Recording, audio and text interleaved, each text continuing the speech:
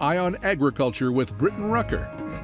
Kansas farmers had a few dry days to get their wheat harvested. We take a look at how things are going after days of rain and flash floods. And speaking of wheat, the number of wheat fields in Kansas seen a decline. Experts break down why farmers may be switching to more profitable grains. Good evening and welcome into Eye on Agriculture. I'm Britton Rucker. A wheat harvest is underway across Kansas, but farmers are suffering loss after weeks of rain and flooding. The farmers got a break from the intense rain and worked to harvest everything they could before the rain started back up again. Sophia Jernander has more. The wheat harvest has begun here in Wellington, where farmers expect to be hard at work for at least the next week. But heavy rain and flooding have damaged the crop and have put the farmers behind schedule. We had way too much rain. Farmers say what officially caused damage was the amount of rain that they got in one day. On a 24-hour period, we had 4 storms. So that you see the wheat laying over, those storms finally pushed the wheat on down some. But it's not just the damaged wheat that's a problem.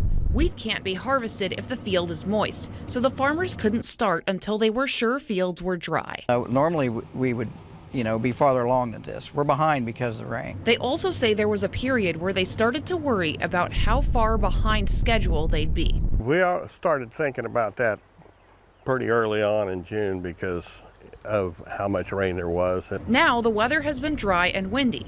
Farmers say this provided them with perfect conditions. The last 4 days was hot and windy, exactly what we needed. We had super muddy fields. Now they're dried out where we can run. So far, they're predicting the crop will be okay, especially with the recent windy weather. I think it's going to be average to a little bit above average. And at the end of the day, wheat farmers say they would rather have rain than drought, which has ruined crops in the past. We've been dry for 3.5 years, and I promised myself I wouldn't complain about the rain, but I got really close to complaining about the rain. So the rains they're still a blessing, and we got to have rain or we can't raise anything. In Wellington, Sophia Jernander, 12 News. KDOT reminds you to keep an eye out for combines, grain trucks, and other farm equipment out on the roads during wheat harvest. They ask you to be patient and pay close attention. Make sure you pass with extreme caution. And if you see a farm vehicle pulling to the right side of the road, do not assume it's turning or allowing you to pass. KDOT says if a vehicle has a slow moving sticker on it, it is there for a reason. Make sure you adjust your speed.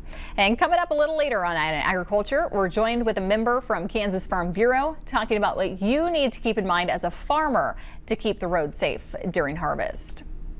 President Trump's pause on tariff goes away in less than 2 weeks. Now lawmakers are crafting legislation to help farmers to deal with the uncertainty of trade negotiations. Farmers across the U.S. could lose out on money if other countries place retaliatory tariffs on American agricultural products. One proposed law would give farmers money collected from tariffs placed on foreign agricultural goods. So if China puts an exorbitant amount of tariffs on, for example, soybeans, then the secretary would have the money and the leverage to go in and help that farmer out to make it through this season. The legislation is preemptive since the tariffs have yet to go into effect. Congresswoman Letlow says she's working with congressional leaders to quickly move the bill forward and thinks it should receive bipartisan support. Kansas is known all around the world for its fields of wheat, but those fields are in decline across the state. Experts say one of the biggest drivers in that decline is the continual drop in price over decades, which of course impacts the crop's profitability. Dietary changes and global competition are also shaking up the trade.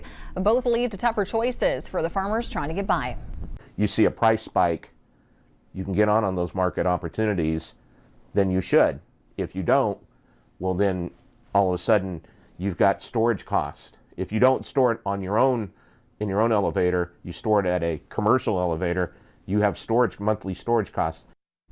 Experts say wheat prices aren't as low as they have been, and research continues into the development of hardier variants. There's concern that bird flu is evolving to bypass the human immune system.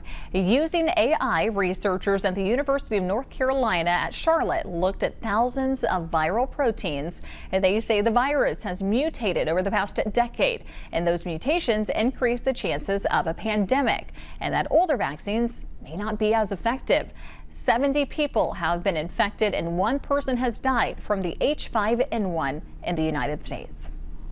Scientists are warning ticks are spreading faster and climate change is helping them thrive. Warmer temperatures mean ticks and the animals they're traveling on are surviving winter and venturing into new areas. Climate change is also why they're emerging earlier in the spring and staying active later into the fall. And with the deer tick populations on the rise, so is the risk of Lyme disease, which has been climbing for decades.